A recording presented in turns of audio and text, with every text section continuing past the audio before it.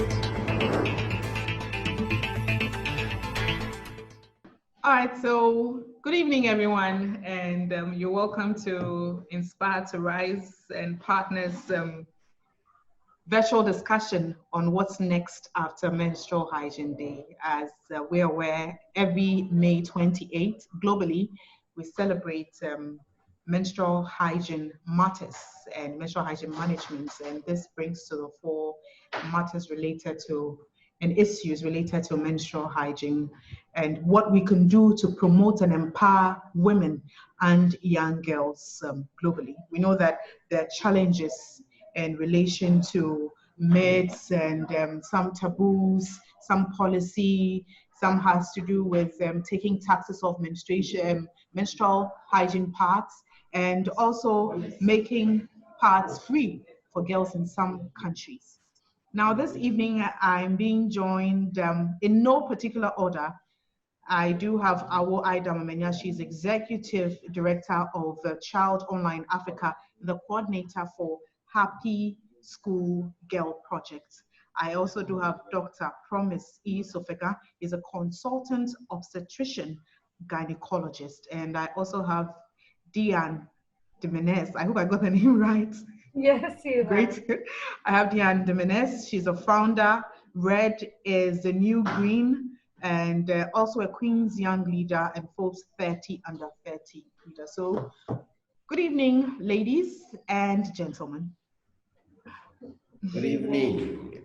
Thanks for having us. Thank you. And I know, Diane, you're joining us all the way from India. What's the time there? So it's about 10:30 p.m. in India. Thank you so much for agreeing to be part of this meeting. Let me start with Dr. Sofegan, the only male amongst us this evening. Doc, you're a gynecologist, and usually we think that matters related to menstruation, let's take it from the normal point of view. It's a normal thing. Girls flow every month, women flow every month. Are there some wrongs and rights that we need to take care of or pay attention to when we menstruate? Yeah, good. Well, thank you, and then glad to be part of this important discussion once again. So for a start, let me just refresh us on what really brings about a menstruation. So basically, in the woman's womb, there's some lining of cells that thickens towards the close of the menstrual cycle, and it's a natural way of preparing the inside lining of the womb for what we call implantation of pregnancy. And so if all that thickening preparation is done, and at the end there is no pregnancy, then the body sheds that preparation off. So you can imagine it as a shedding off of the inner lining of the womb. And so as that sheds off, the place becomes a little bit raw. Why is that important to understand? It's important to understand because if the place becomes raw, it means it's a place that can easily get infected. Okay, which is why the whole concept about ensuring the menstrual days are very hygienic is extremely important. It's important to everybody. It's important to the young girls involved. It's important to their parents, to society. It's even important to their future reproductive health as well as fertility or infertility and other related complications are concerned. So that said, I'll go on to talk about why we need to get things right. So getting things right means that we need to educate the young ladies to understand what is going on, because it's important for them to know what it is even before they begin to menstruate.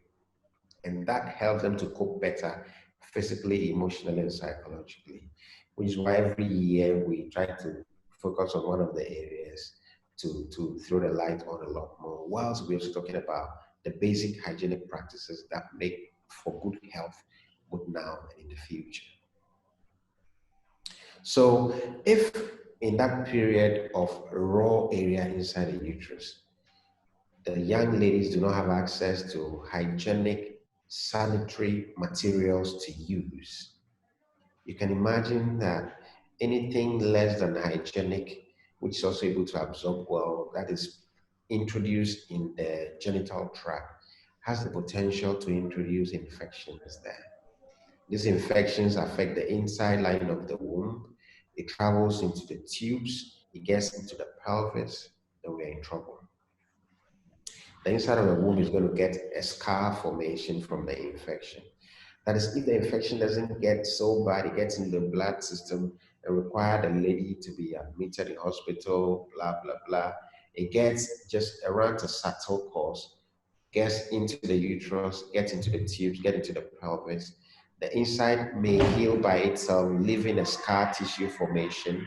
The next thing, it gets into the tubes, and then there is tubal damage, and then it gets into the pelvis. There could be an abscess or like a boil, a bad infection inside, and then we're in trouble. It's going to compromise the young girl's future childbearing. It's going to pose a huge socioeconomic cost in the state. Is going to also cost her reproductive life. Okay, Doc, so let me hold you there. We'll come back again and ask some more questions. But let's go to Dian, who is in India. Now, I'm going to read out some statistics we've gathered, and we'll just relate it to what's happening in India. For instance, in Ghana, there was a survey done by Water Aid in 2012, and it says that as a result of menstruation, 95% of girls in Ghana sometimes miss school days. Now, recent studies that was done in 2018, also by global communities, has attributed absenteeism by girls during menstruation due to lack of pads and menstrual hygiene materials, cramps, and low esteem, among others. Now, it is estimated that girls could miss school days, that's 4 days each month, due to menstruation. Is the situation different in India? So I think I would really like to speak about the statistics and how often they can be used for and for against a cause. So in India, I'm sure you all would have been very familiar with the statistic that 88% of the women do not have access to sanitary napkins. And women in India are really suffering. They use sand and ash and hay and very unsafe products to manage their menstruation. Now, this study was conducted in 2011 with a very, very small sample set and not representative of the entire population of India, which is at that time was, about 1.1 billion people. And that study sort of misrepresented the situation. But however, like I said, we do have a low penetration of sanitary napkin users. I think it's close to about 48% girls and women use a sanitary napkin. And also in terms of missing school, there have been studies which show that, again, girls miss 4 to 5 days of school post grade 8 due to no access to toilets, no access to water. And because in many places in India, girls live in urban slums, and due to the lack of privacy and congestion and common toilets, there's often no space to even change a sanitary pad. So that, coming to Dr. Promise's point, infection. so correct with the infection, because when we started, we faced a huge problem in terms of waste disposal. So we also focus on menstrual waste because we estimate that as more and more people start using sanitary napkins, they're going to throw out more and more pads. And this is going to cause an exponential problem for countries and for places where all of us come from. So we feel that that was supposed to be addressed. And a big problem we saw in a school, and most schools we work in, is that there's no discussion about the infections. We've seen really young cases where they have cysts, they have infected fallopian tubes, they have many infections, and they're very young girls. These girls are as young as 10, 12, and they're already on very harmful and medicines to combat it, often related to hormones, which exactly like Dr. Promise said, they cause so many problems in the future, right from conceiving to then even early menopause. So I'm so glad he said that, and I'm so glad he brought those points up because it's a pressing issue in India as well. Okay, so before I get to I'll go back to Dr. Sofaka. Now, Doc, again, it seems that there are a lot of conversation on menstruation, but Yeah. Diane touched on some important points there. She spoke about infection, which you mentioned, and then she spoke about the environment as well. Why haven't we taken the infection bit very seriously? For instance, you hear people go on education and sensitization that yes, change your pad twice or thrice in a day, depending on your flow and all that. But the infection bit has not really gone down well. Is it that we haven't done enough research to know what the statistics are, or we just haven't paid attention to it?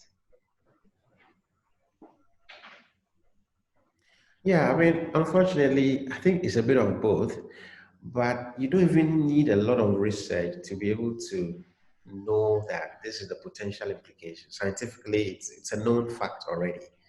It just so happens that, yes, we know this can happen, but the focus has not been so much. I mean, the whole of the menstrual hygiene concept has not been something that has been on the table really for that long. So we as care providers try to do it in our own little way, and which is why I'm grateful to Awo when she has brought this up quite prominently onto the agenda in Ghana, I must say. And so let's say this is the starting point. Like they said, if we failed to do it yesterday, the best next time to do it is now. So the past few years, we've tried to bring the focus onto it with all sorts of suggestions on the key thing is the education. You see, in that message of educating is embedded the risk of not doing it right, the dangers in the future, the dangers for now, the dangers for the young girl, for her family, and then for her future. And then once we get that concept established, then the other key questions are going to be, how do we do that? Which is what AWO is the authority on it going to school us on today. Right, so let me move straight to Audi and we'll come back again. But how are you laughing? So I want to pick out some of the things that Doctor mentioned. He said education, but in education, there's a lot more that has to be done. Are we, from your point of view, and as someone who has a history in relation to menstrual hygiene, education, and management, are we doing enough? Can we do more? Because there's a lot. Yesterday was World Menstrual Hygiene Day, and there was so much happening globally. Even here in Ghana, there were a number of activities that went on. Yeah. So what exactly does that mean? Does it mean that we're not doing enough and we need to do more? Right. Wendy, I wouldn't jump to say that we are not doing enough or we are doing enough. I think studies have proven that some needs, basic needs that a girl requires in order to observe a good menstrual hygiene management. And in the hierarchy of needs, the first is the material supply. The basic material supply is the first thing. Then the second need is information. That is where the education bit comes in. The third has to do with facility or infrastructure. The fourth is safety. The fifth, privacy. And the sixth is dignity.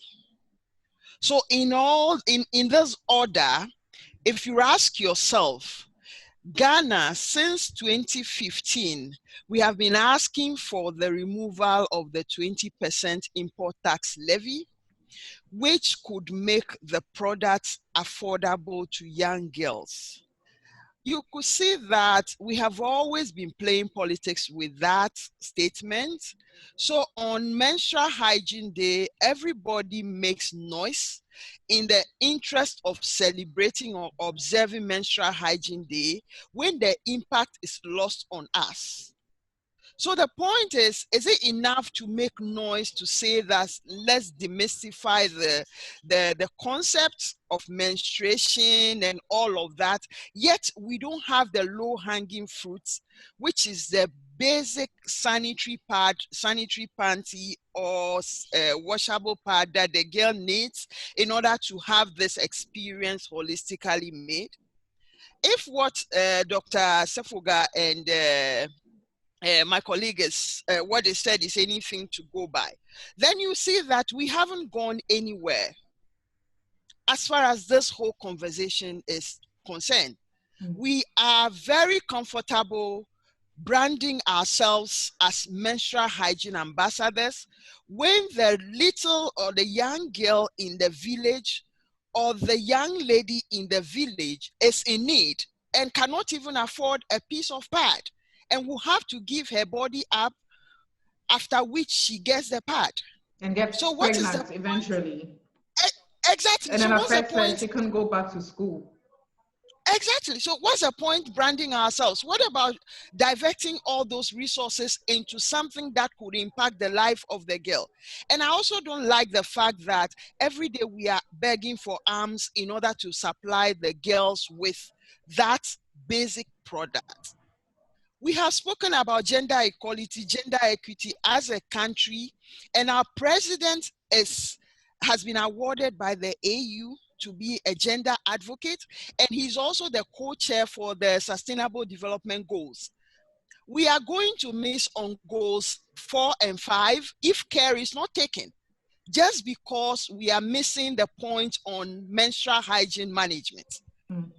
So this is a serious thing we need to do. We need to contextualize the conversation rather than having the merrymaking day, observing the day, hashtagging it and branding everything to read menstrual hygiene when the impact is not there at all. The impact cannot be zero when the actual issue is still hanging on our neck.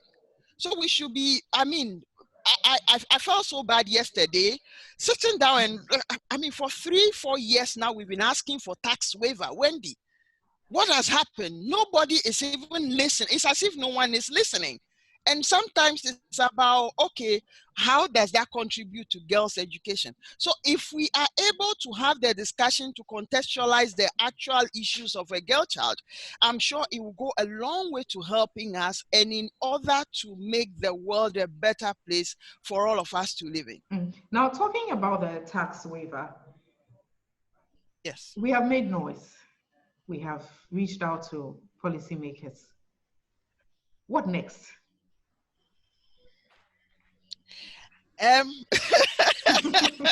That's a difficult one.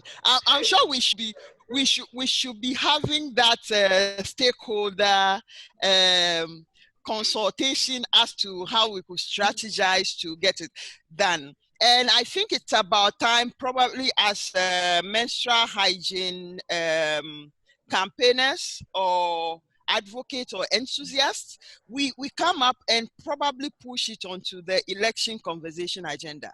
Because if we are talking about girls' education and we cannot take care of these things, then I'm sure we are not situating our conversation quite well. So it should go down there. That is not enough to prioritize profit over health, profit over well-being, profit over girl child education.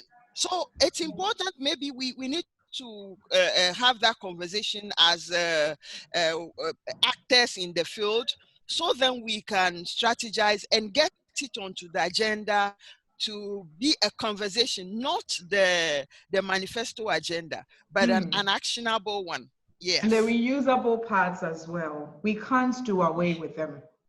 They have come to stay. Yeah.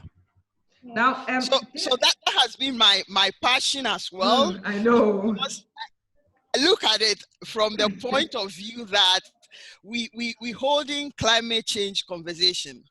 What is climate change conversation if we are still using products that will be harmful to the environment?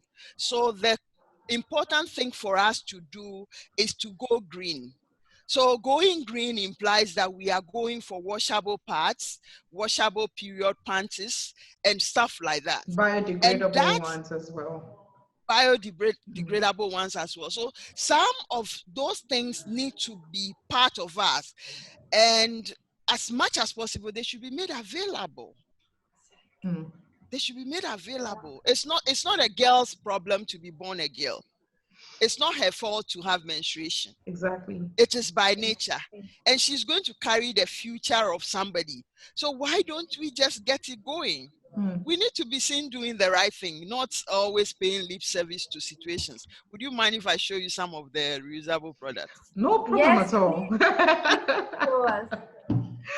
We're waiting for it. So I have the Afro part here. Oh, wow. Which we make. And then I also have the period panty. Oh, lovely. Which is very psychedelic. It's a big girl product. And can I please get some in India? Can you please get some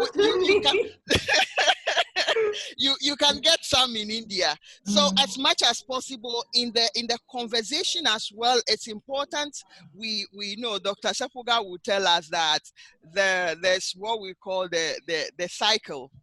The girl should be able to tell when she's in ovulation or when she's in the other side, and when she starts her flow and everything. And so there are so many things that we can make use of in order to make the life of a girl very comfortable in school. And then take up the dividend as gender equality at the end of the day. Oh, thank you. But then when she spoke about elections, so then you made some comments in the background. What's your take on that? So, my take is that I think it was 2 years back, and India scrapped the GST tax on sanitary napkins. However, it did not make any difference on the price of the products.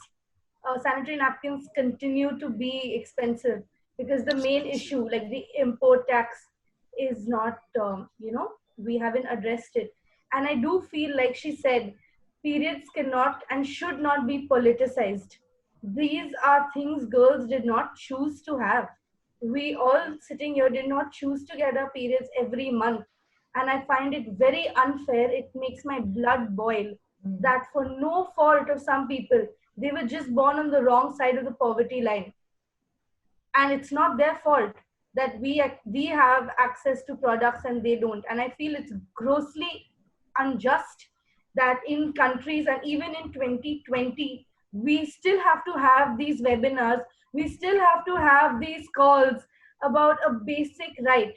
And to bring to your attention, India is currently really struggling with the COVID pandemic.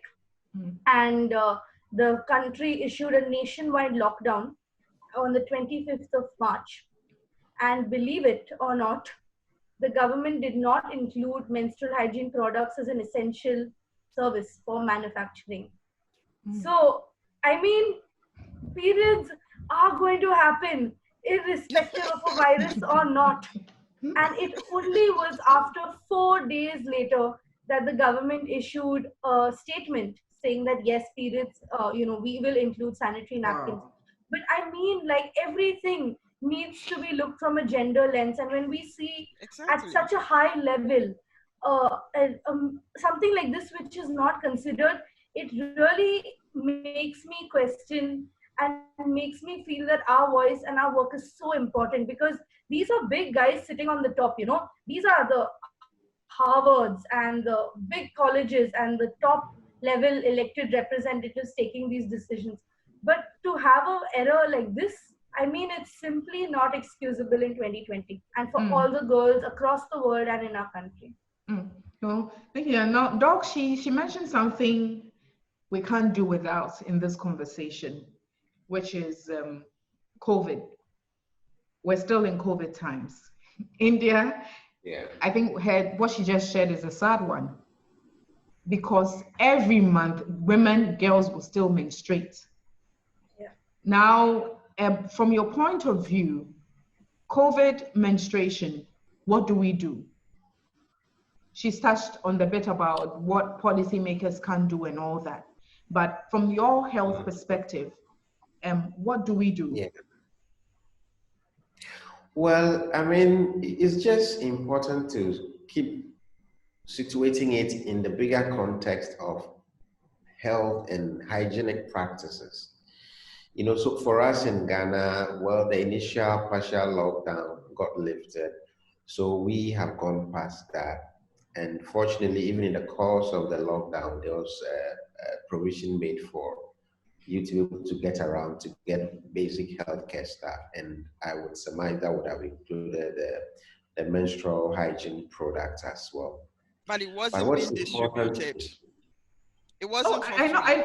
I know. It wasn't distributed from that point of view, but there were some organizations that were going out distributing. yeah, yeah. So again, so Okay. that's a very important point. Somebody should have thought that why don't we make it part of the things when we're able to go out and distribute food and distribute other things? Somebody should have thought about that. Which is why, to me, a lot of the time, the disappointment is that we don't have enough women in policy making authority positions?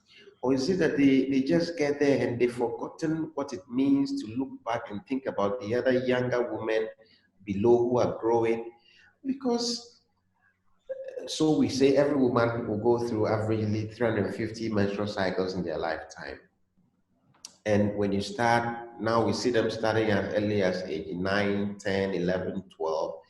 And so you have gone through that for part of your time. And you probably did not come from all the rosy background.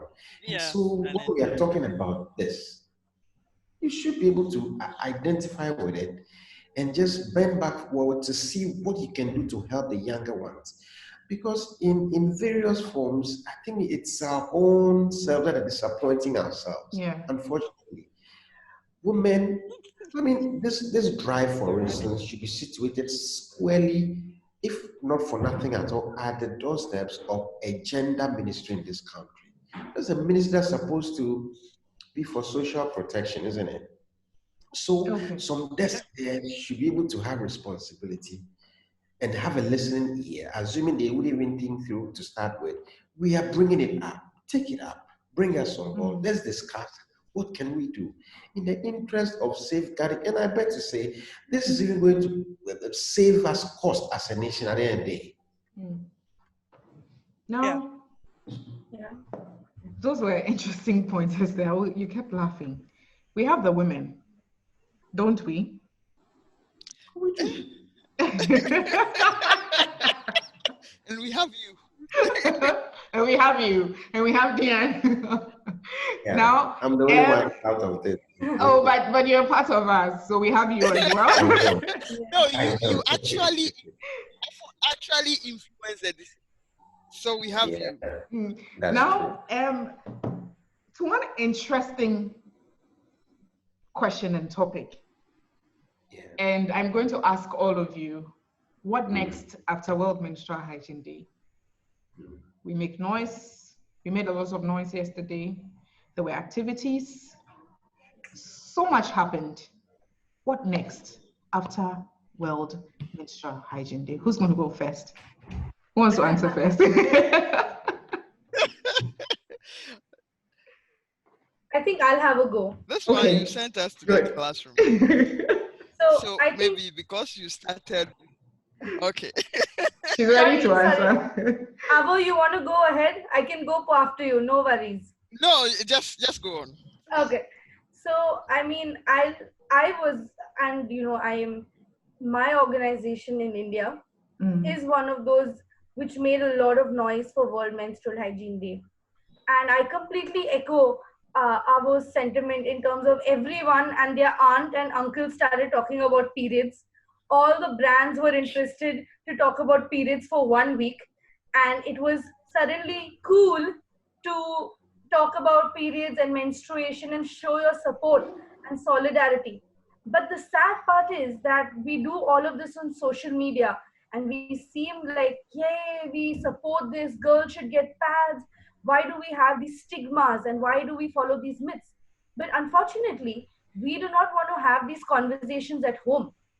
While we may say, yes, women are free on their periods, they can do anything they want, at home, we're still subjugating our girls and our sisters to these rituals, to these rites, and they're so ingrained.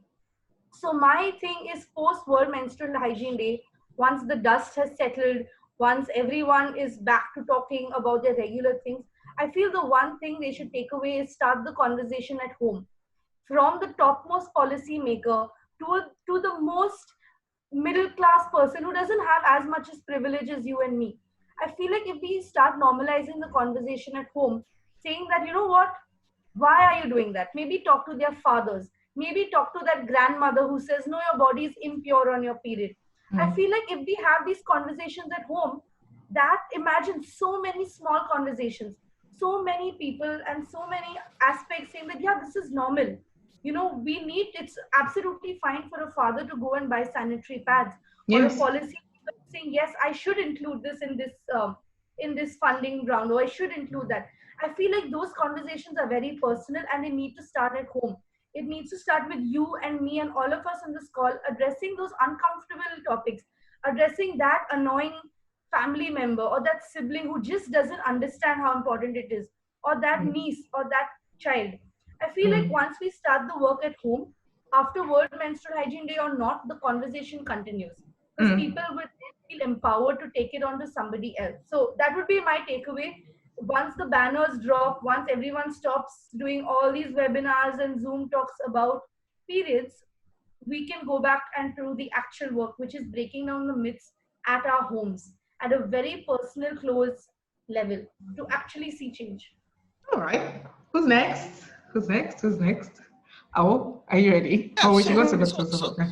so Wendy, so going back to the research you spoke about, the global communities research, I was looking at the second finding, which says that after they had supplied the girls with the materials, the basic materials,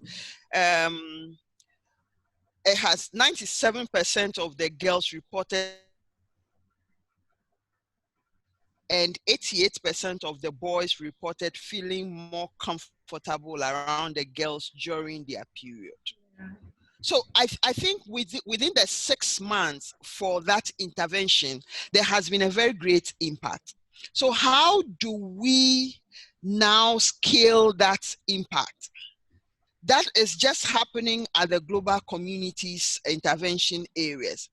What best practice can we pick from there in order to leverage on at the national level and kind of institutionalize it? Then it becomes a sustainable conversation to have. Could we also start a dialogue on getting sanitary pad supply to be on the list for the free senior high school programming? Because at the end of the day, there's going to be free senior high school. I am tired of writing to the Minister for Education. Maybe we have to build up momentum and do that. We can't have them in school when 5 days they are out of school because they can't take care of themselves comfortably and expect the same outcome from them at the end of the day. So could we do that? Could we also consider getting the select committee on gender in parliament, have them to understand and appreciate the hierarchy of needs as far as menstrual hygiene and health is concerned, so that they help us prioritize what is a low-hanging fruit for us to deal with and what we can defer for the future. We are not asking for the free parts yet. We are just asking that take off the 20% tax. That could make what we currently buy for 7 cedis or 5 cedis a bit lower for us. It's a very simple thing, but it's not being achieved. So how do we strategize to get that done? And again, back to the education, like you stated earlier, there has been so much miseducation and misinformation in the system, or inaccurate information. And again, in terms of the infection, we don't usually pay attention to that. we may emphasize hygienic practices, but to what extent are we making sure that the young girls are understanding, or other actors in the field are on the same playing field and getting the right information, or engaging the right resource persons like Dr. Sepuga to go to the field with them in order to educate the people. So that is something that has to be mainstream as well. Then I would also go to an issue of one district, one factory. We have a cotton farm in the north. Can't we start something by producing our own parts for the girls, whereby we save ourselves the headache of having to import and incur some extra charges? Isn't that doable? That should be something that we can do. So I feel that by and large, maybe this might be long term, but then I also feel that we should be able to influence infrastructure policies at the district assembly, at the district assembly level, because they are building the schools, they are building the dormitories. How gender-centered or sensitive are the facilities? Are they mainly boys friendlier than the girls, or is a situation where a girl will feel very comfortable living in or working with? So those are things that we should take forward from this Very discussion. critical points. Dr. Sefuka, we have about 5 minutes for you. It's a lot of time. Thank you. Thank you. So you see, those are very valid points. So what do we do from here? We have the data. The data says that when some interventions have been made, there is measurable impact. So like I would say, it's a matter of adopting that. And you see, the issues are quite basic. I mean, very basic. If you do this, this is what we tend to gain as a nation. And it's that simple. So the question is, why is it not happening? You and I have not the answers. But one thing I know for sure is that we can keep talking. We have to keep talking. There is no stopping. So we have to keep talking. And they say the law of repetition is the law of emphasis. So we keep talking and talking into the right ears. And I believe that eventually, because when we started, it was much worse than it is now. Yes. So we have gotten somewhere.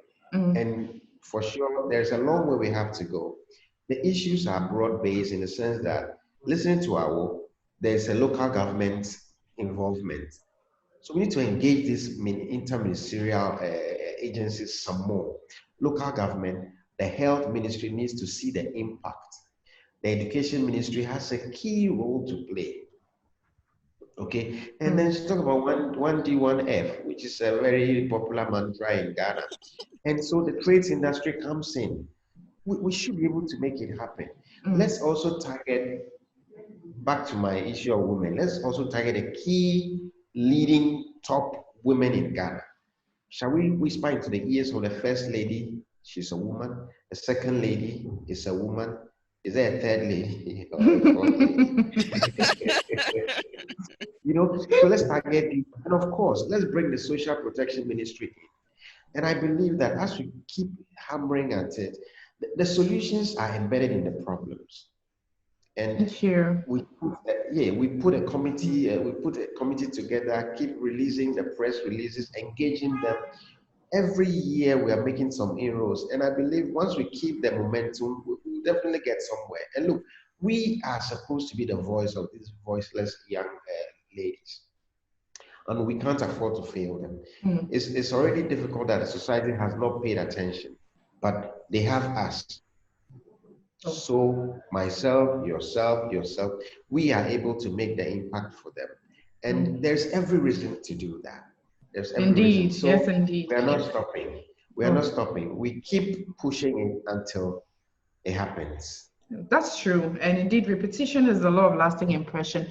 We all are playing some role, but we can do more to better the lives of women and young girls. Even the ministries and the like are doing some work, but we can all put together our energies, synergize while we play our individual roles. But the focus should be that the lives of girls and women are made, that their sufferings are cut down, they are empowered, and then they can live their lives to their full potentials. in society. So on this note, I would want to say a very big thank you to our Ida Mamenya. She's Executive Director of Child Online Africa and Coordinator of Happy Schoolgirl Projects.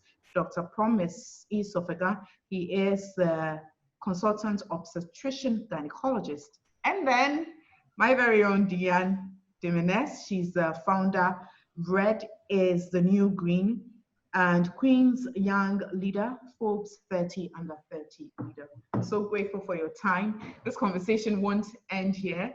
We have a lot of work to do. And indeed, the question is, what is next after Menstrual Hygiene Day? And the answer is a lot more needs to be done. We're grateful for your time. Sustained conversation. All right. Yeah. Yes. Do have a lovely Thank you. Right. Thank you. Bye-bye. Bye. Bye.